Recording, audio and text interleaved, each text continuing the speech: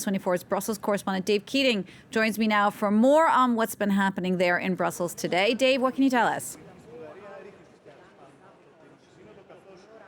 Well, we are expecting this announcement imminently that Ukraine is going to be given candidate status. This is, as you said, only a first step, but it is a really big deal. It's essentially the EU saying that they can envision Ukraine as an EU member someday. And this really is a sea change from thinking before the war. Before the war, nobody was talking about Ukraine getting candidate status. But right from the start of the war, Ukrainian President Volodymyr Zelensky was asking for fast-track EU membership. There is no such thing.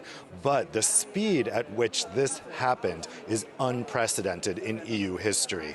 Ukraine put in their application for joining the EU at the very end of February, and just about 100 days later, last week, the European Commission recommended to the 27 prime ministers and presidents of the EU that they grant that candidate status, and they are expected to follow that recommendation today, giving candidate status to Ukraine and to neighboring Moldova. This is a pretty big deal. But it is, of course, just the start of a process, and there will be conditions that Ukraine has to meet before the actual accession talks can begin. And that is included. One of those conditions is going to be the war needs to be over. Talking to people here in town, they say there's really no way that accession talks can start until the war ends. So we're still talking about many years here, but this is really an important first step.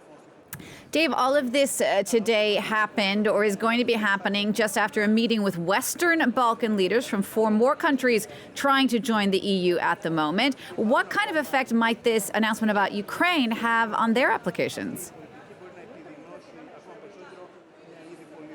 Yeah, this is another big sea change. Before the Ukraine war, enlargement was a moribund issue in the EU. There were a lot of people complaining that some of the Eastern European accessions of the 2000s happened too quickly, particularly with Bulgaria and Romania, and there was really no appetite for rushing through Western Balkan accession. I think the general attitude was the future of those small Western Balkan countries was inevitably in the EU, but not anytime soon. However, the Western Balkan countries are understandably annoyed right now. They have had tons of hurdles thrown up to their EU accession processes.